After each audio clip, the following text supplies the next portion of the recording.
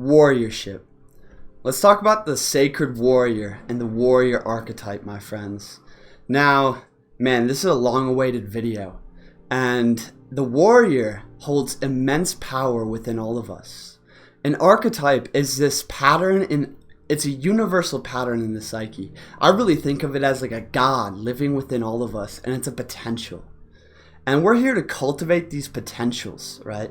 This potential warrior, this great sacred warrior within you, my friends, that has an unconquerable spirit, that can move powerfully into the world, that can focus his mind and body and accomplish, not for himself, but for something higher, right? And it's really time to bring forth a new breed of warrior, a new breed of sacred warrior, my friends. There's many people out here who have woken up to the consciousness and the spirituality and the personal development and really the magic of this world. But, we can get so lost in the information, right? But when it comes to embodiment, when it comes to working towards your kingship and your sovereignty, and really like what you're here to do, the warrior is so important. So let's talk about cultivating that warrior archetype, that warrior spirit within all of us, my friends, and unlocking that warrior God within you. So much could be said here about the warrior archetype, and this is going to be video number 1. Something I've been really, working with deeply, and reading books like, if you see here, The King, Warrior, Magician, Lover. I've also been reading books like The Gates of Fire by Stephen Pressfield, which is about the Spartan Warriors in the Battle of Thermopylae, as well as Shogun. And, these warrior cultures like the samurai, like the Spartans, are so inspiring to me and hold such keys in my life. And ever since I started working with this warrior energy, true transformation has begun, because the warrior is so important for destroying old paradigms and helping us move powerfully into new ones, right? So I want to communicate some of these epiphanies and revelations, as well as really just dive into the warrior archetype here.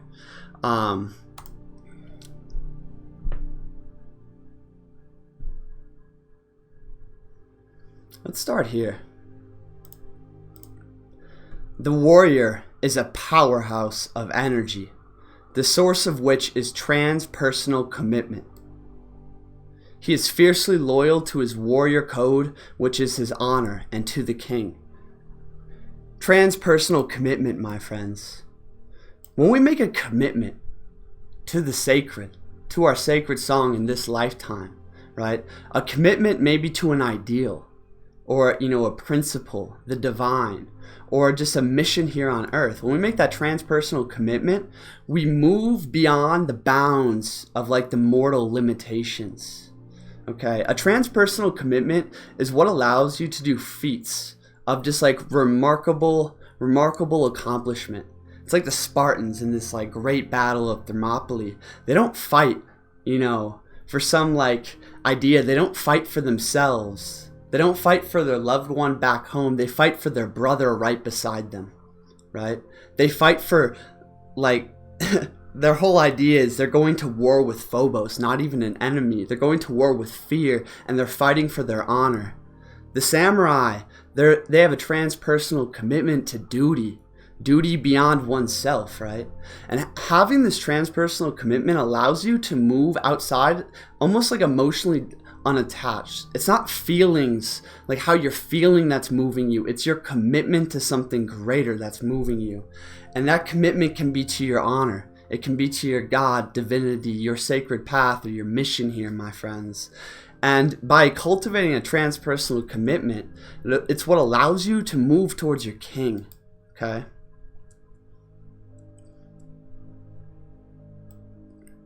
The domain of the warrior is the battlefield.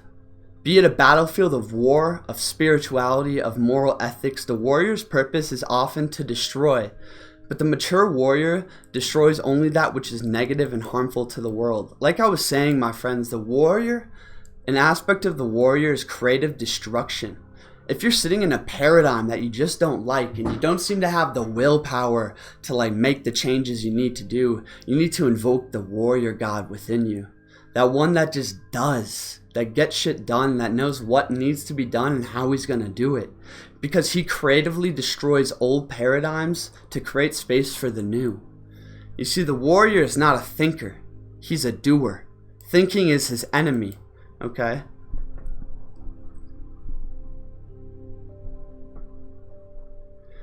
The warrior doesn't think too much. Thinking leads to doubt. Doubt to hesitation and indecision, which leads to inaction. Why I'm making this video again is because a lot of us seem trapped in our minds right now. If you feel very chaotic in your life, overwhelmed by life perhaps, you have a lot of doubt and fear, right, that are holding you back.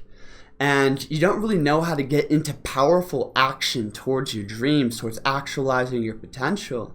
You need to realize the warrior inside of you, that one who is intense and aggressive, and he doesn't think too much. He has his orders, he knows his duty, he has his faith in his chief definite aim, right? And he learns to move beyond doubt, beyond hesitation, right? Let's get into perhaps where the warrior's power really comes from as well.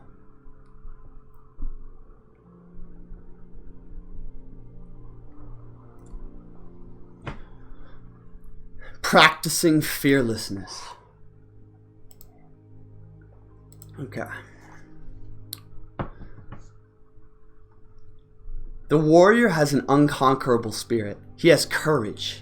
He is fearless, my friends. And I want to talk about the training, which we'll get into here in a second. But a lot of his heightened sense of the world, the warrior lives in the fullness of life. The warrior is alert. He is focused in his mind and body, and he's so aware of the colors and the light. I think of the samurai, right? The samurai contemplate a beautiful death, dying with dignity every morning, right? They do every action as if it was the last one they would ever do. And they have no fear of death. No fear, right? They actually, in fact, live in a living awareness of their own imminent death. And when this is done, my friends, when you really confront death right here and now, as if this was the last day you would live, you know? Dying with dignity is everything to them. Same with the Spartans, dying with honor. An honorable death is the highest epitome of life itself. And when we have a living awareness of death, it means we live with depth. Death creates depth, my friends. And this is what creates a beautiful life. So when we live with a heightened sense of life, in the fullness of life, is when we're dancing with death. Now, the warrior practices fearlessness. Okay, let's get into this.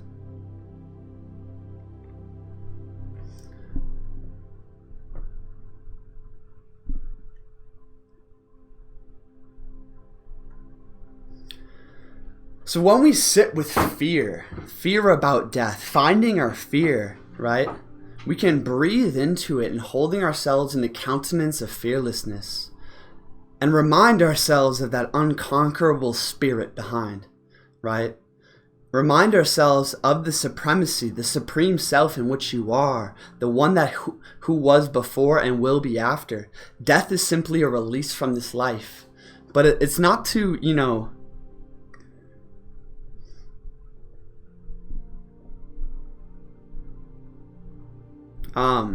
we go. The Spartans do not ask how many are the enemy, but where are they? When someone asked, how can one remain free throughout their life? He said, by being unafraid of death, right?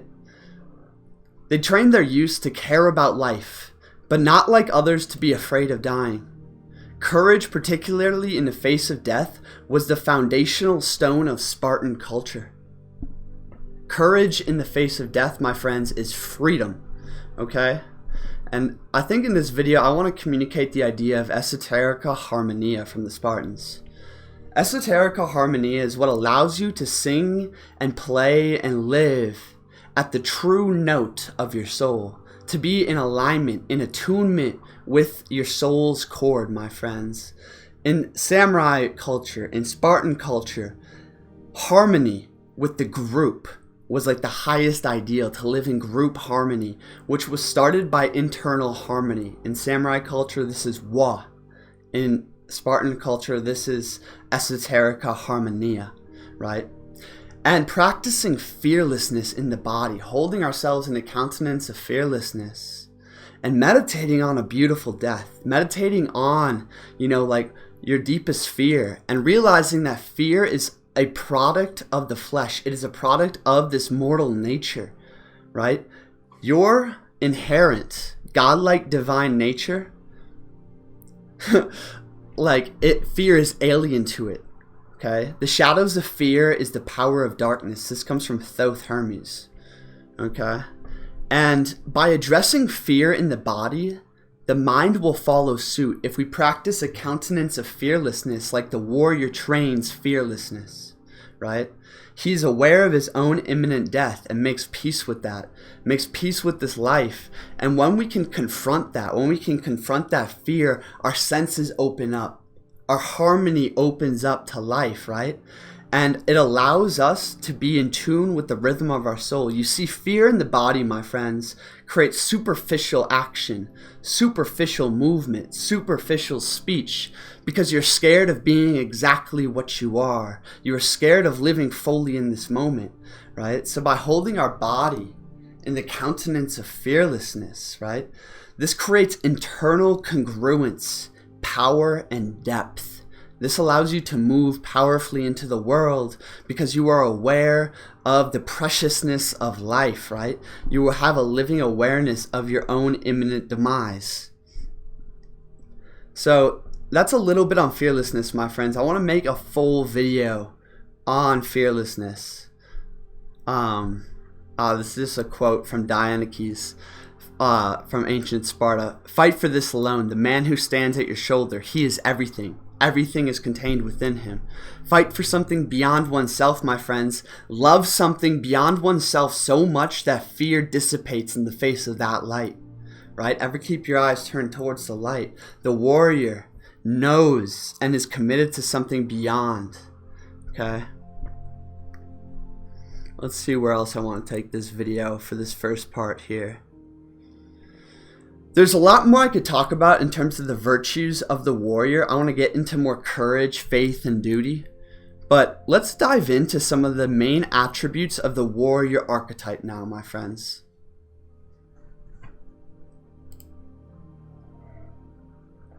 Okay.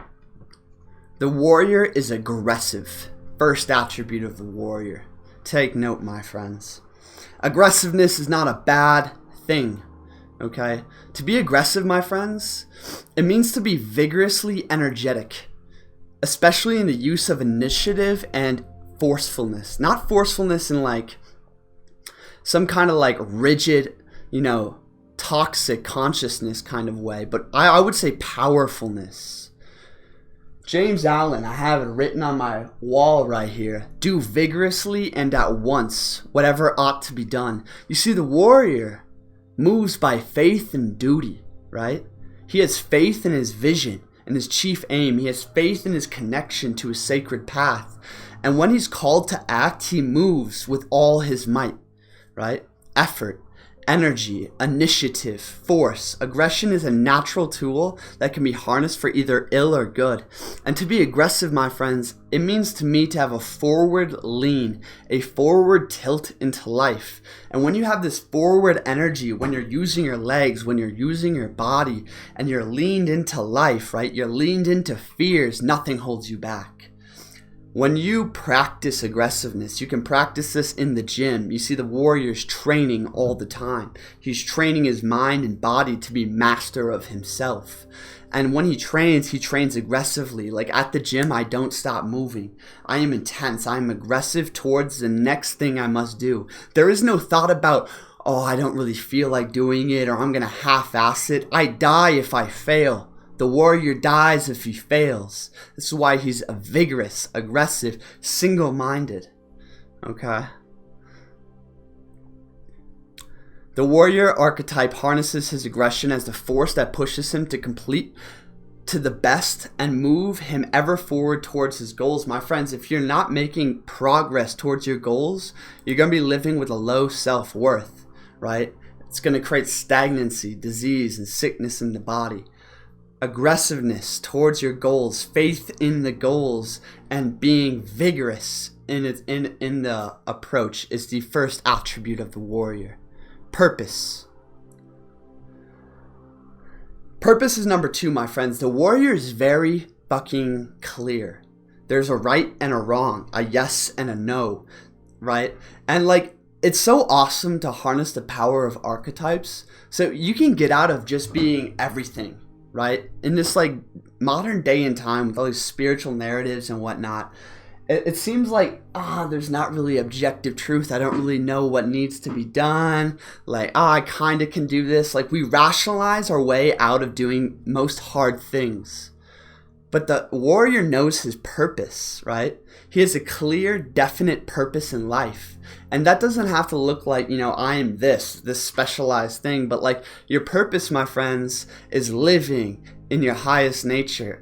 Like rising to the call of your highest destiny. Like my purpose, my vision, my friends, is to build, a tribe of sacred warriors. To build something like a new living symbol of what life can be like. And that's my purpose. That's my mission, right? Purpose can also be right here and now. What are you called to do in life? Is it, get your relationships on point, make peace with things in your life? Is it, to start a sacred livelihood, to get yourself sovereign and free of the system? Like, what's your purpose? Know your duty, right? And get out of all this like good and bad and rationale and realize like, this is my purpose. Let me take that purpose. Let me take the vision of my kingship and bring it into my warrior, bring it into embodiment and move. Purpose creates clarity, my friends. Clarity, okay? Clarity of thought is a main attribute of the warrior. He is focused, right? And to gain clarity of thought, it is to have, a clear purpose, a transpersonal commitment. And in that clear purpose, right, it's like a fine knife through your life. Enough said there. Mindful. Twofold mindfulness of the warrior. First off, my friends, the warrior is ever alert, awake, and vigilant. Alert, awake, and vigilant, right? The warrior is powerfully focused in his mind and body. He is here now. Another archetype I like to work with often is this wild indigenous one, right? And he's wakeful, alert. He moves instinctually. The wild indigenous one is the one in the woods, who's like connected with nature and the flows and the patterns of the animal trails and hearing the bird call way off in the distance. And he's so connected to this living world. He is so grounded. He is so in his body. He is so alive and in harmony with nature flowing through him. Okay? So like alertness.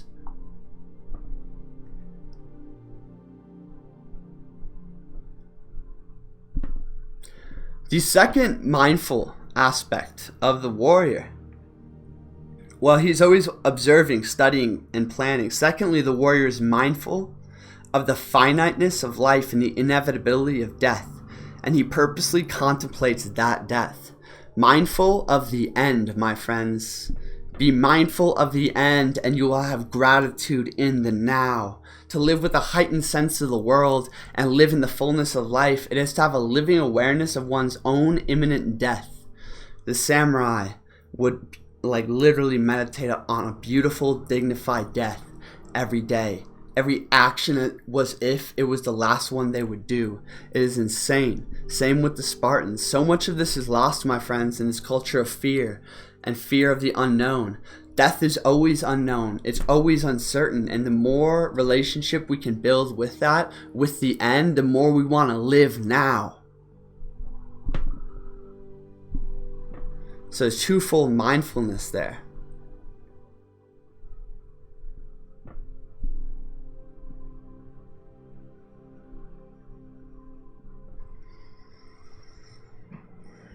I'm going to get to decisiveness. Okay? The warrior is decisive as fuck.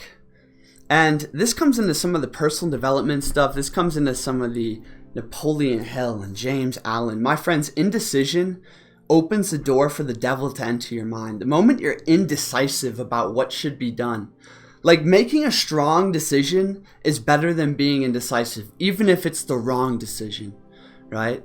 And decisiveness, my friends, like indecision breeds doubt, breeds hesitation, which is death to the warrior. The warrior knows that failure is death. Failure can't even be accepted in the mind. To fail is to die. To anticipate failure is to die. To doubt is death. Like, this is all coming from Spartans, from Bruce Lee.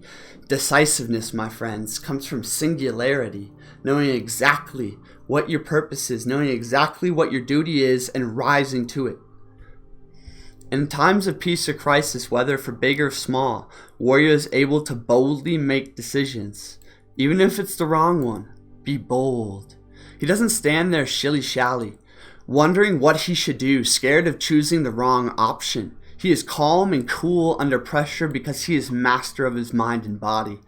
Once he makes a decision, he unhesitatingly moves on it with all vigor, with all might, with all aggressiveness. Because literally, my friends, to make a decision and to choose to do something is to go to war with an enemy of resistance inside of you. Okay? There is always an enemy. And we don't always have to look at life as warfare. But if you're in your warrior, if you're practicing as the warrior, which is a superpower within you, that leads to incredible feats. You need to realize that you need to bring all of you to bear on any situation. If you're going to write a book, to engage with it with all of your heart and mind. If you're going to make a video like this, to bring all of you to the table. Then you start dancing with life and dancing with death simultaneously. He unhesitatingly moves because he does not live in regret. The warrior is able to be so decisive because he trains so thoroughly for these movements. He is prepared. Let's talk about training, my friends. Actually, last thing before we get into training. Skillfulness. Skillful. The warrior is skillful. The warrior energy is concerned with skill, power, accuracy, and control. Skill, power, accuracy, and control. Self-control being highest among them. Control being just the right amount of pressure. The warrior is never forceful or showing off. He applies just the right amount of pressure because he's always honoring his energy for the next fight, right? He's always developing skill. So in the development of skill, let's talk about training, my friends. This archetype is very easy and powerful to work with and cultivate because you can train on physical plane and mental plane all the time. Martial arts, a martial arts practice, this ecstatic dance practice, my meditation practice, my gym practice, all of these, I jump into my warrior. I need to be in the world. I need to be moving powerfully. I need to be in my body. And it's a practice, my friends. When I go to martial arts, it's not a practice of just moving my body. It's a practice of how can I move my body in utter excellence? How can I stay in perfect integrity in my mind? How can I maintain perfect power and poise in the body? Perfect congruence with myself. You think about someone like Bruce Lee. Bruce Lee was always training. Go watch a video of that man. Fucking beating two, Olympic ping pong masters with nunchucks. Playing ping pong with nunchucks. It's insane. And the amount of control and training he exemplifies, the amount of virtue he exemplifies in how he speaks, in how he lives his life, and what he accomplish is a result, a consequence of how the man trains. You see, the man trains in alignment and congruence with himself because he practices fearlessness in the face of doubt and uncertainty and fear, right? This allows his soul to play an esoterica harmonia, or the true note within. I want to talk more about fearlessness and esoterica harmonia in a following video. But the warrior is trained, right? So when you go to the gym, my friends, when you go for a walk or a run, or I like to do warrior archetypal meditations in nature, right? It's like a warrior step, climbing a mountain. He's not focused on anything beyond right here and now. To climb a mountain, he doesn't look up and be like, oh, there's so many steps to go. He's like, how fucking well can I do this next step? How much chi can I move through me? How much integrity and alignment can I hold in my body? Strong in body, strong in mind, right?